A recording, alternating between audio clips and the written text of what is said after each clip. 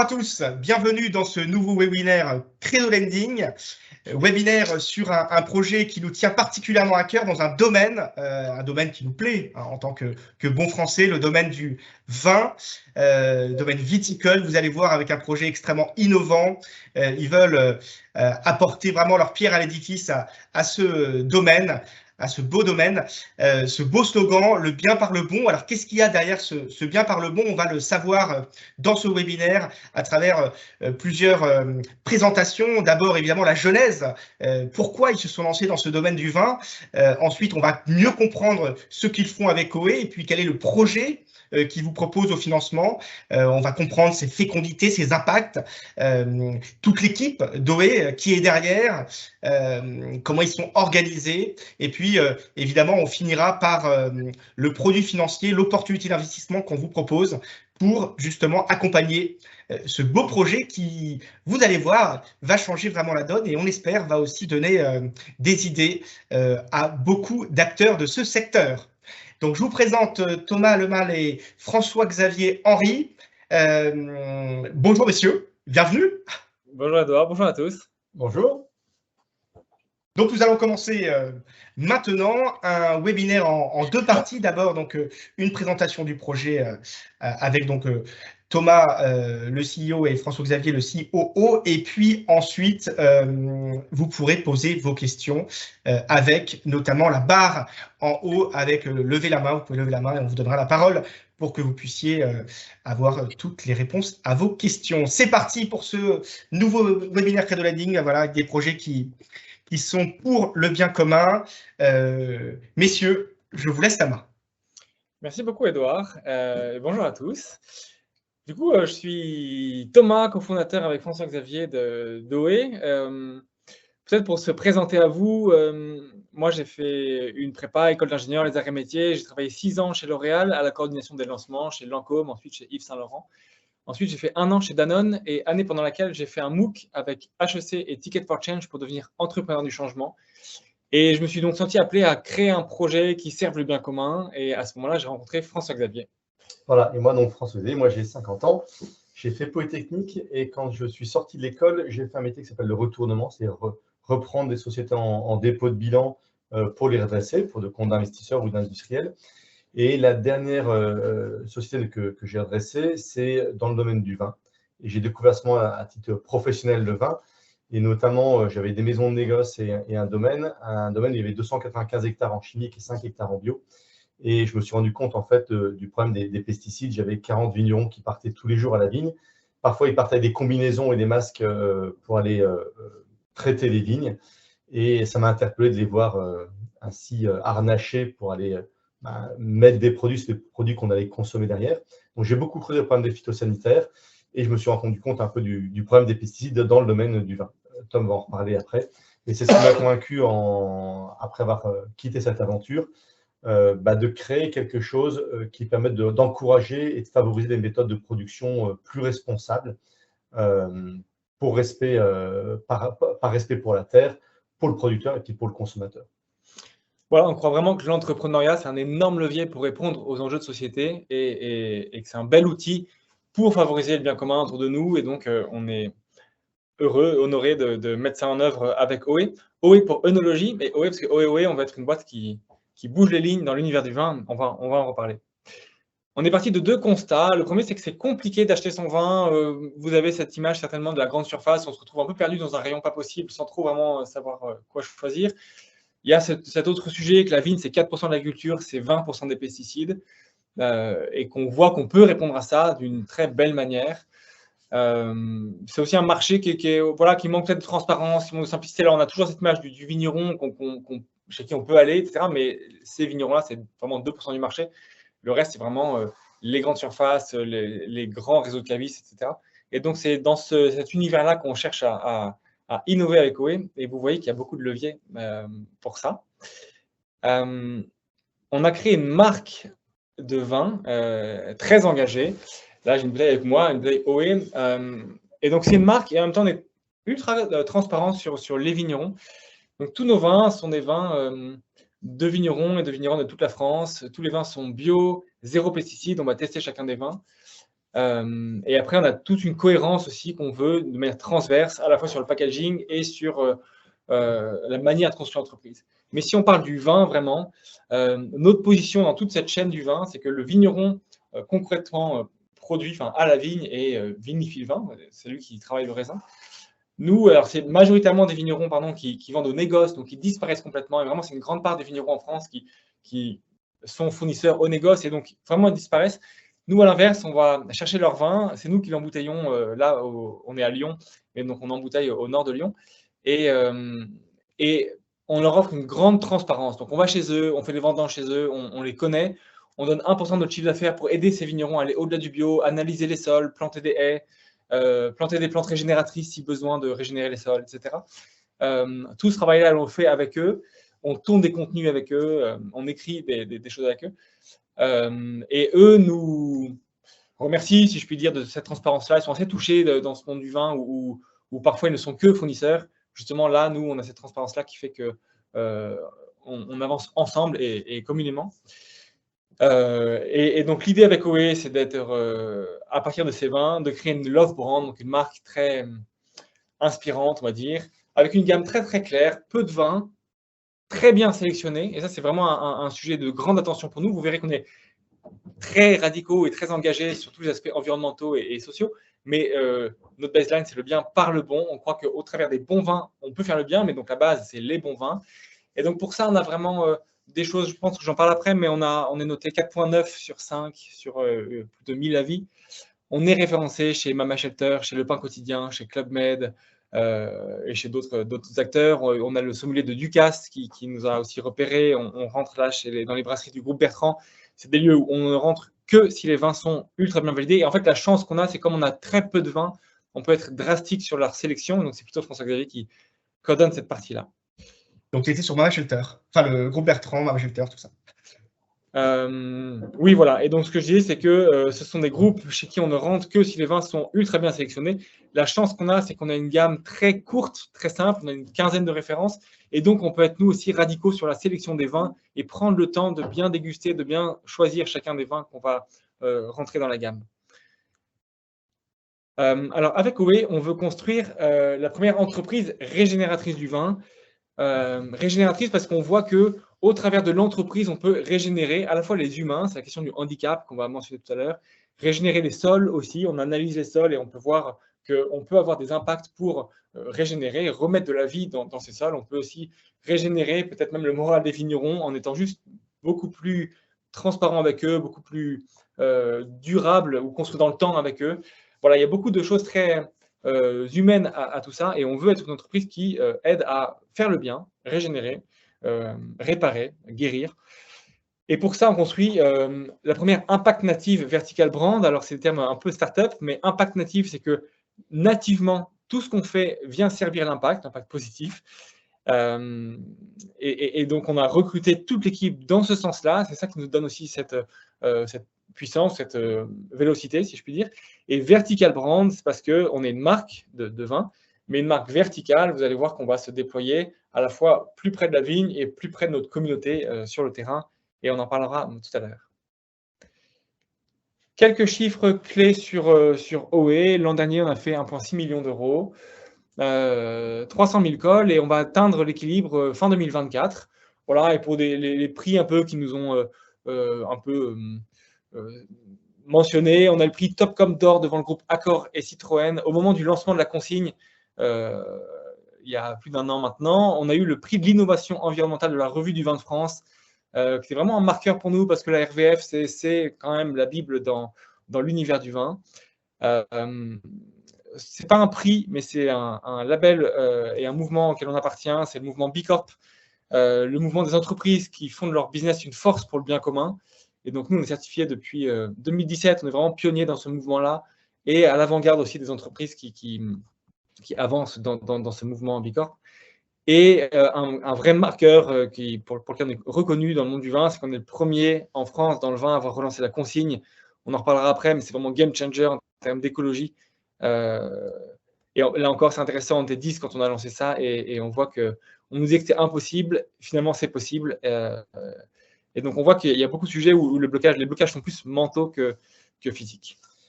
Thomas, il mentionne un certain nombre de prix qu'on a reçus. En fait, de manière générale, on est vraiment bien identifié dans la filière comme acteur, comme l'acteur engagé. Et il y a par exemple une quinzaine de jours, il y avait le Salon Wine Paris. Il y avait une conférence qui était organisée sur le sujet de la décarbonation de la filière vin. Il y avait 2 sociétés qui étaient invitées pour en parler. Il y avait LVMH d'un côté et OE par rapport à tout ce qu'on a fait autour de la consigne, du zéro déchet, etc. Donc, on est vraiment identifié dans la filière autour de ces enjeux d'engagement. Oui, tout à fait. Et d'ailleurs, Félix le mentionne, mais on vient d'entrer au CA de la WineTech avec comme projet, on va porter le projet pendant les 2 ans qui viennent, d'un grand livre blanc sur toute la décarbonation de la filière vin qui sera présenté à Wine Paris 2024. Et donc, l'idée, c'est qu'on soit vraiment pionnier, moteur sur le changement au sein de toute la filière.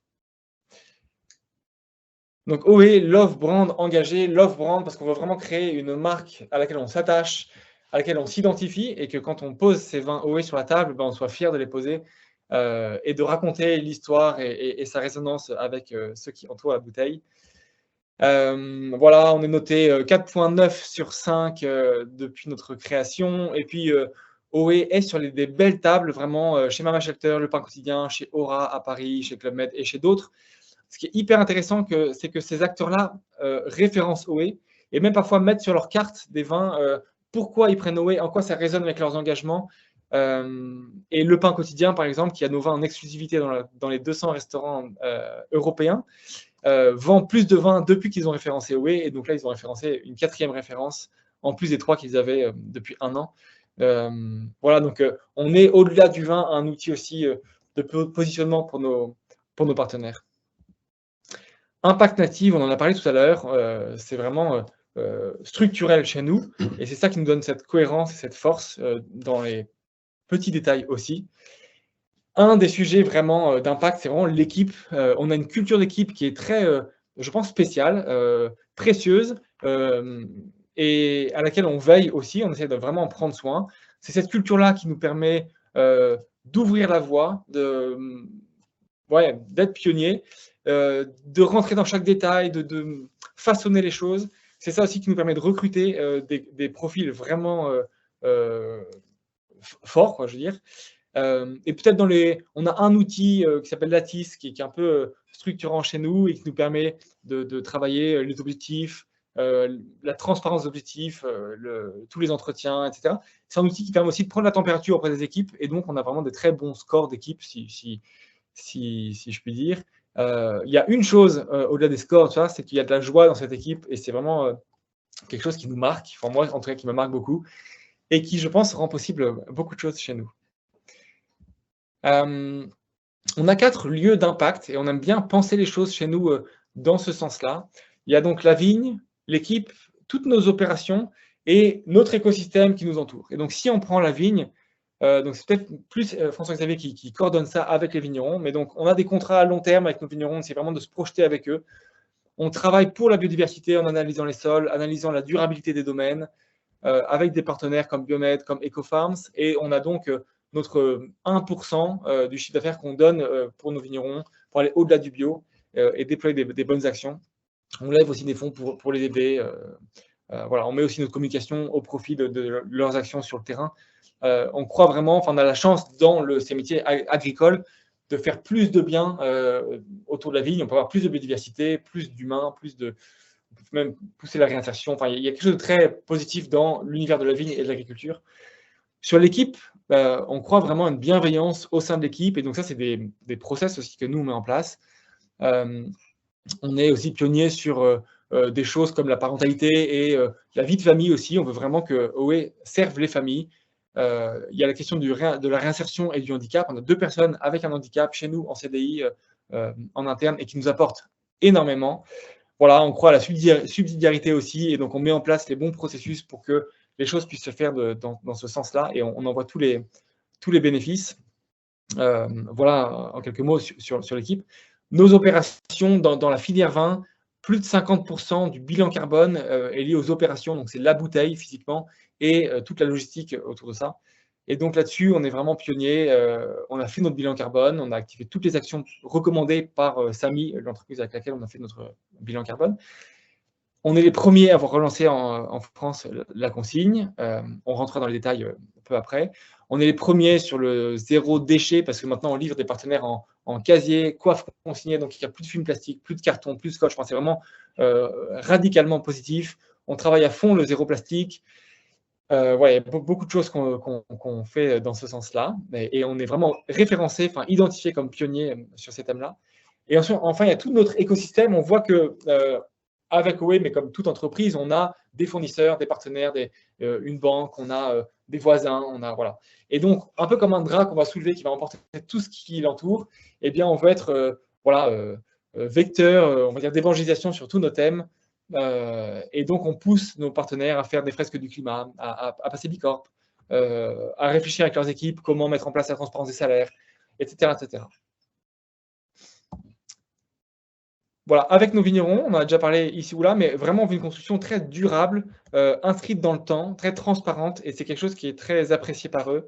Il y a la question du bio, des pesticides, de la biodiversité, mais il y a aussi la relation qu'on crée avec eux. On n'est pas du tout sur une relation client-fournisseur, mais vraiment sur une relation de partenariat, parfois même d'amitié, et donc c'est assez touchant. Je pense que c'est aussi très spécifique au monde du vin. Mais ouais, on a de belles relations avec nos vignerons. Et j'ai même rajouté que nos vignerons, ils sont même peut-être encore plus que partenaires, c'est-à-dire qu'ils adhèrent au mouvement OE, c'est-à-dire qu'en fait, ils sont animés par la même vision de la viticulture que nous, et ce n'est pas seulement un partenariat, on développe des choses ensemble pour nous, mais c'est vraiment un mouvement, et ils adhèrent à ce mouvement-là. On en a parlé, donc on est les premiers en France à avoir relancé la consigne. Donc on était 10 à l'époque, il y a 3 ans, on nous disait mais tu fais fausse route, ça ne marchera pas, et pour autant on voit que maintenant ça fonctionne, des grands du vin s'y mettent, et tant mieux, on est très heureux d'avoir pu montrer la voie et de profiter aussi de cette vague qui démarre tout juste. Peut-être quelques chiffres sur la consigne. Quand on compare une bouteille qui est recyclée, donc fondue dans des fours à 1500 degrés, et une bouteille qui est réemployée, donc issue de la consigne, eh bien, les gains sont assez grands parce que c'est 76% d'énergie en moins, 79% pardon, de gaz à effet de serre en moins et 33% d'eau en moins. Et donc, le schéma de la consigne, c'est que nous, donc le schéma idéal, c'est vraiment quand on passe par des distributeurs régionaux. Donc, nous, on va livrer ce distributeur idéalement en casier. Lui, il va livrer un restaurant avec les casiers. Quand il va livrer, il va ramasser les bouteilles vides. Il va massifier les casiers avec les bouteilles vides, et quand on en a assez, on va laver ces bouteilles vides chez un laveur en sous-traitance qui va ensuite nous renvoyer les bouteilles à nous ou bien à des partenaires, à d'autres vignerons peut-être, qui peut-être plus localement, si c'est un laveur qui est à Nantes, peut-être qu'un vigneron à Nantes pourra reprendre ces bouteilles-là. Voilà, donc c'est un schéma qui est très vertueux, qui est très collectif aussi. Un des enjeux, c'était de mettre tout le monde sur des bouteilles très standardisées. Ce qui est un des freins pour la filière vin, peut-être, mais pour autant, on voit que c'est possible pour 80% du marché. Voilà, donc on a réussi à mettre à orchestrer cette bouteille standard, et maintenant, c'est un flux qui marche vraiment nationalement. Il y a d'autres bénéfices, c'est que, par exemple, sur la métropole de Lyon, quand on met une bouteille à recycler, ça coûte 5 centimes à la métropole, et donc, toutes ces bouteilles recyclées, si elles étaient consignées, eh bien, c'est autant d'économies pour la localité. Et puis, un dernier point peut-être, c'est que dans une bouteille sombre, vous voyez ça, c'est une bouteille sombre, c'est 80% maximum de verre recyclé. Même si 100% du verre se recycle, dans une bouteille, il y a toujours de la matière neuve, de la silice neuve, qui est une matière non renouvelable. Et donc, quand la consigne va se déployer, c'est autant d'économies aussi de silice neuve qu'on fera. Et d'ores et déjà, c'est intéressant parce que d'ores et déjà, les bouteilles réemployées coûtent moins cher que les bouteilles neuves. Vous voyez, c'est 76% d'énergie gagnée. Et avec les augmentations d'énergie, déjà, la consigne est rentable. Et donc, c'est à nouveau un choix à la fois écologique et économique, comme on le voit de plus en plus. Voilà, on a une stratégie de croissance ambitieuse. C'est vrai qu'on est très bienveillant dans notre manière de faire. Pour autant, c'est vrai qu'on croit et on doit même faire le bien de manière forte.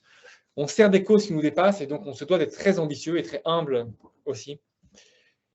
Et donc, on a 3 piliers dans notre déploiement commercial. On a tout le retail, on est au national chez Carrefour, on est chez Naturalia, chez Botanique.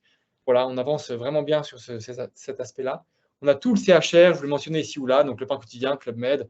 Et on avance aussi, c'est un canal où sur les engagements, sur le zéro déchet, la consigne, on avance vraiment très bien.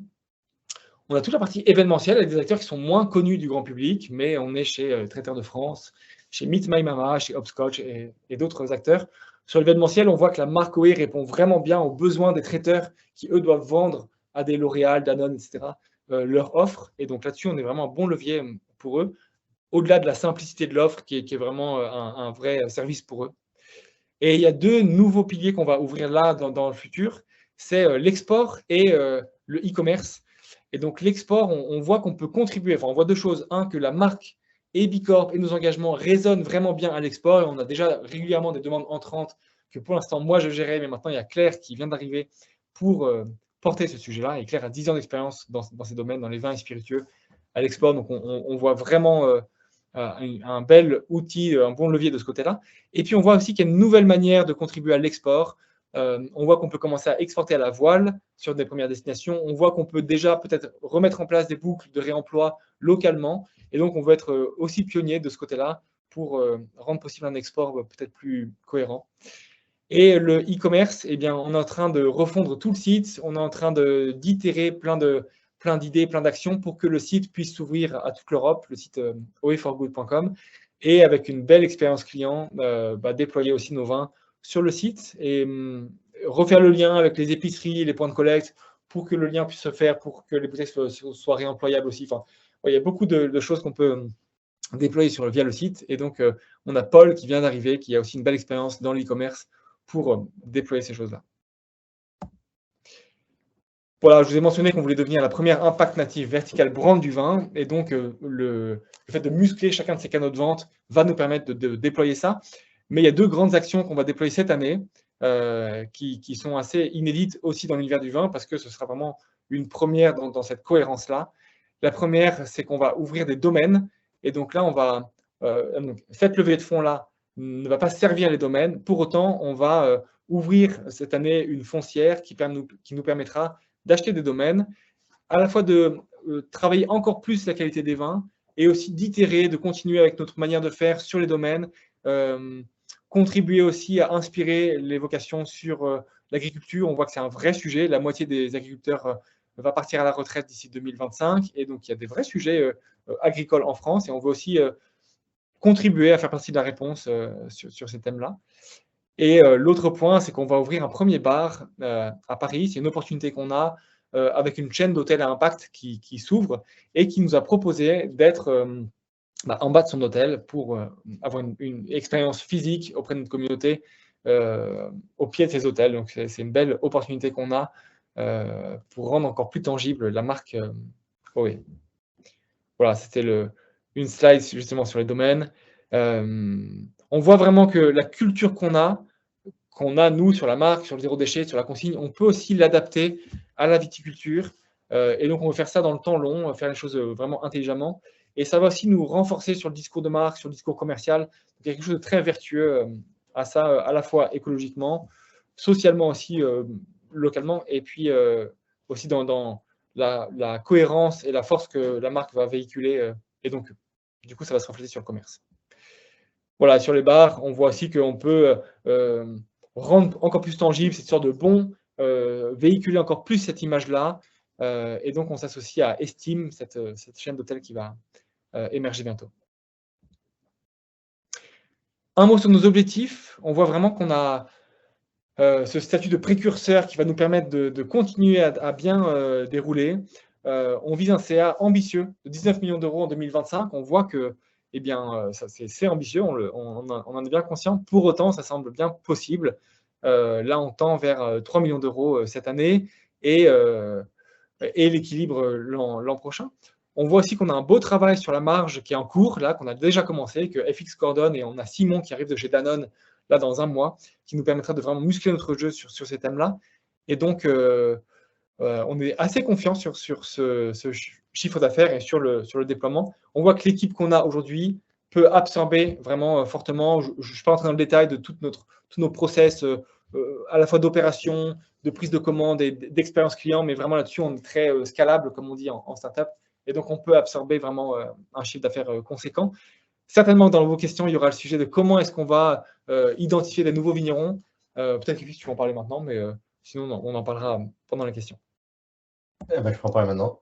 Nos vignerons, en fait, on a deux critères principaux. Le premier critère est qu'on traite en fait en tout premier c'est le fait que le vin soit bon. On doit vraiment valider que le vin corresponde à nos attentes, c'est-à-dire qu'il reflète bien l'appellation en termes organoleptiques, qu'il n'y ait pas de défaut dans les vins, que ce soit un vin qui fasse vibrer, qui procure une émotion, etc. Et ce critère, il est majeur parce que si le vin il n'est pas hyper qualitatif, on n'a pas l'affinité, puis on n'a pas l'ensemble de ce qu'on veut faire passer avec Whey. Donc, c'est le premier critère. Le deuxième critère, c'est de valider que nos vignerons sont vraiment des gens engagés, qui ont la même vision que nous de la viticulture. Pas forcément des gens encore qui sont passés dans une agriculture régénératrice, mais justement, on va les aider à progresser. Et donc, on travaille avec eux pour bien comprendre en fait ce qui les motive, quelle volonté pour avancer. Et nous, on va les aider à mettre en place, grâce aux audits qu'on fait et aux plans d'action qu'on identifie, on va les aider à mettre en place des vrais projets. Et donc, on valide qu'ils adhèrent complètement à ça. Voilà, donc, nos vignerons, on a pas mal de façons de les rencontrer. On a beaucoup aussi de vignerons qui nous contactent en inbound, qui nous contactent pour travailler avec eux. Mais nous, on va vraiment valider en fait qu'ensemble, on va pouvoir faire quelque chose de bien et mettre en place cette agriculture régénératrice. Voilà, on a fini pour la présentation. Nous, on croit vraiment qu'au travers de Whey, on peut faire le bien. Parfois, ça paraît un peu fleur bleue, mais pour autant, on est convaincu que c'est maintenant une nouvelle ère de l'entreprise qui permet de faire, servir le bien commun, que ce soit autour de l'agriculture, autour de l'équipe, autour aussi des faiblesses, porter ces faiblesses-là, aller les déployer, aller les servir. On croit qu'on peut être heureux en entreprise, on croit à ça, on croit vraiment qu'on a un rôle à jouer dans la filière vin et même au-delà de ça, montrer la voie qu'on peut penser l'entreprise autrement, au service du bien commun. C'est vraiment quelque chose qui nous touche beaucoup. On est assez honoré de vivre ça avec FX et avec le reste de l'équipe. Et honoré ou ravi de le faire avec vous aussi. Et merci à Credo Lending de nous porter auprès de vous pour déployer tout ça. Merci beaucoup. On va bien sûr parler du produit financier, de l'opportunité d'investissement qu'on vous propose. Mais avant cela, je trouve qu'il y a un point qui est très important, c'est que vous mettez vraiment en avant et en lumière les vignerons qui sont derrière, évidemment, ces bouteilles de vin, avec en plus une approche extrêmement innovante. On parle de circuit court, vous le matérialisez vraiment parfaitement pour que le vigneron arrive à la table du consommateur. Et donc, expliquez-nous juste cette approche justement très innovante sur la bouteille de vin. Ouais, il faudrait que je vous montre de visu. En fait, on a mis sur chacune de nos bouteilles un QR code qui nous permet, une fois qu'il est scanné par les personnes qui ont la bouteille sur la table, de vraiment faire parler le vigneron. Et donc, je peux vous montrer là brièvement, mais on a donc directement le vigneron qui vous parle. Donc là, vous n'allez pas entendre, mais en gros, il vous dit, voilà, dans vos mains, vous avez le Côte du Rhône, ou là, sur la vidéo, c'est Brice avec le Méditerranée. Et donc, c'est directement le vigneron qui vous dit, avec quoi marier ce vin, comment est-ce qu'il est produit. Après, on peut cliquer, puis aller visiter le chai, visiter les vignes. Enfin, vraiment, cette grande transparence, comme si on pouvait quelque part rentrer dans la bouteille, puis rencontrer le vigneron. Et on aime bien être un peu ce pont entre le vigneron et vous, les consommateurs, ou la communauté qu'on a. Voilà, et c'est vraiment peut-être un détail, mais très sympa de la transparence, de la relation qu'on a avec les vignerons, qui, eux, sont ravis aussi de contribuer à cette logique-là. Merci. Alors, justement, pour accompagner ce grand mouvement et cette entreprise engagée, vous l'avez compris, OE, eh bien, on vous propose de donner du sens à votre épargne à travers un produit financier que vous connaissez par cœur, qui est extrêmement simple, le titre obligataire. Donc, vous devenez prêteur d'OE avec des caractéristiques assez attractives pour votre épargne, puisque le taux d'intérêt annuel est de 5%.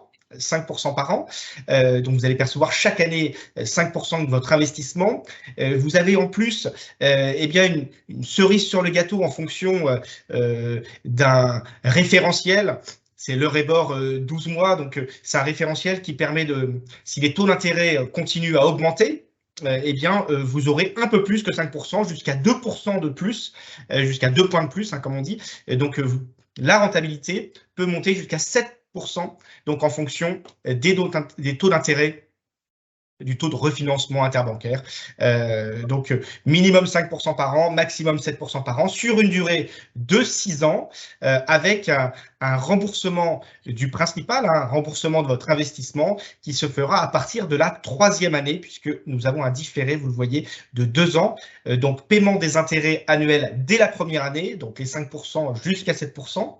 Et puis, à partir de la 3e année jusqu'à la 6e année, vous allez percevoir le remboursement en amortissable, le remboursement de votre investissement. Donc, un produit financier on ne peut plus lisible, et puis qui permet justement de donner du sens à votre épargne, de rentabiliser votre épargne à travers un projet pour le bien commun, comme vous avez pu le voir sur cette présentation.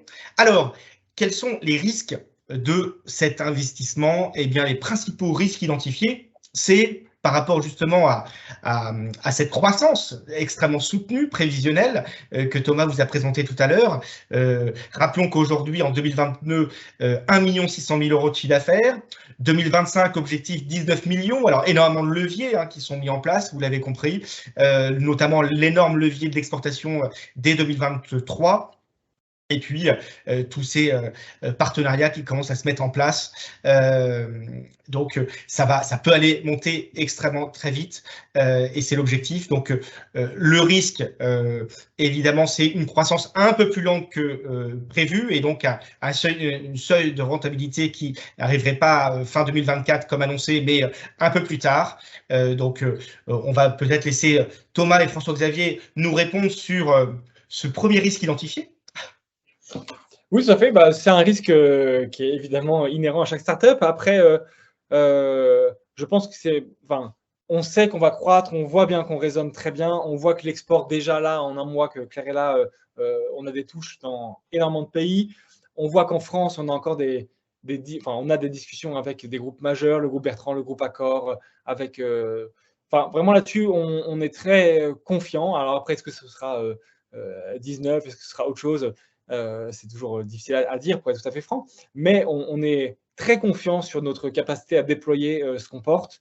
On voit vraiment que ça résonne très bien avec nos partenaires. On voit qu'on a encore énormément d'innovation dans le pipe, et qu'on a un discours très unique aussi dans l'univers du vin. Donc, on n'est pas inquiet là-dessus. Il y a toujours la question du temps au milieu de tout ça. Quel temps ça va nécessiter? Mais l'équipe peut vraiment absorber et voilà, donc ouais. Et j'ai juste rajouté qu'on n'est pas non plus à l'abri, en fait, que ça aille même plus vite, parce qu'on voit qu'on travaille avec des grands comptes.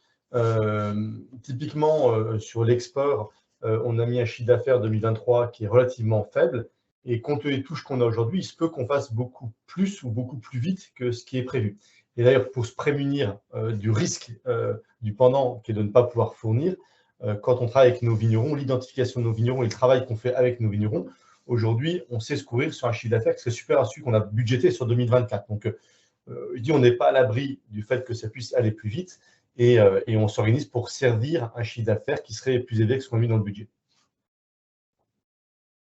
François-Xavier, c'est parfait parce que vous avez répondu à la au deuxième risque identifié. Donc, en effet, c'est que c'est bien beau de vendre, mais il faut avoir la capacité de vendre. Et donc, pour ce faire, avoir assez de vignerons partenaires, assez de domaines OE dans un futur proche pour pouvoir justement subvenir et réaliser ces 19 millions de chiffre d'affaires cible 2025 et puis évidemment plus par la suite. Et donc, d'une manière très concrète, aujourd'hui, vous avez combien de vignerons partenaires? Alors aujourd'hui, on a en gros entre 15 et 20 vignerons avec qui on travaille déjà. Mais pour être plus précis dans la réponse de tout à l'heure, on travaille en amont pour identifier les vignerons avec qui on travaillera en 2023, en 2024, etc. J'ai à peu près 18 mois d'avance en termes de visibilité sur la capacité à fournir. Donc je sais fournir en gros ce qu'on fera sur les 18 mois glissants de mi-2024 à mi-2025 en termes de volume, ce qui représente entre 30 et 35 vignerons. Donc, on a entre 15 et vignerons avec qui on travaille déjà, et on a en gros une quinzaine de plus qu'on a déjà identifié, déjà validé. Et c'est important pour nous parce qu'on veut vraiment que ces vignerons soient acteurs du changement dans l'agriculture. Et donc, on a besoin de se connaître en profondeur, à la fois sur la qualité du vin, la capacité à faire chaque année des très belles cuvées, mais également sur la notion d'engagement. Et comme ça prend un petit peu de temps de valider tous ces aspects, qu'on veut vraiment être hyper bordé là-dessus, eh bien, on prend de l'avance justement sur le futur de nos approvisionnements. Parfait, c'est très clair. Si on veut bien comprendre vos rôles à chacun et votre complémentarité, si on peut définir vos missions l'un et l'autre. Oui, c'est vrai qu'une des forces d'OE, c'est notre complémentarité à nous deux, les cofondateurs. Pour ma part, moi, je suis plus celui qui prend la parole ici et là. C'est moi qui coordonne l'équipe commerciale et l'équipe marketing. C'est peut-être moi aussi qui pense un peu plus le coup d'après, quelles innovations, comment est-ce qu'on peut, qu'est-ce qu'on peut détricoter pour après. Voilà, et bien complémentaire avec FX. Voilà, et moi, donc, je gère toute la partie opération. Donc, ça part du vigneron, identifier les vignerons, travailler avec eux, travailler sur le plan de biodiversité, travailler sur l'agriculture régénératrice avec eux. Et puis, la partie approvisionnement, production, mise en bouteille, la partie logistique et puis la partie comptable et financière juridique. J'allais dire que normalement, la partie que je fais, elle ne doit pas se voir pour que justement on puisse remplir la mission de manière insensible et que les commerciaux puissent vendre correctement, que les vignerons puissent évoluer correctement vers un travail encore plus orienté vers le bien, etc. Merci beaucoup. Alors, avant de laisser la parole pour d'éventuelles questions, j'en ai une dernière. Je me prends le luxe. Vous avez donc Carrefour, qui est un de vos premiers clients.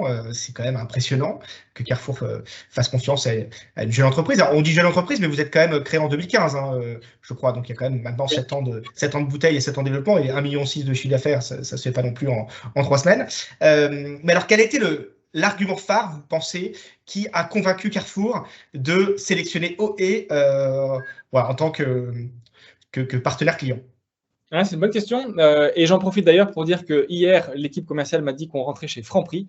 Donc, c'est génial. Excellent. En fait, donc, groupe Casino. Exactement. Ce qu'on voit chez ces acteurs-là, c'est qu'ils cherchent vraiment une réponse pour réenchanter leur rayon vin. Et vraiment, c'est le terme que Carrefour a utilisé à l'époque. Et donc, ils doivent faire entrer des références un peu nouvelles qui viennent un peu, pas déstabiliser, mais un peu secouer, on va dire dépoussiérer l'univers du vin qui est peut-être un peu installé dans certains schémas, certains réflexes. Et donc, c'est vraiment ça qu'ils sont venus chercher chez nous.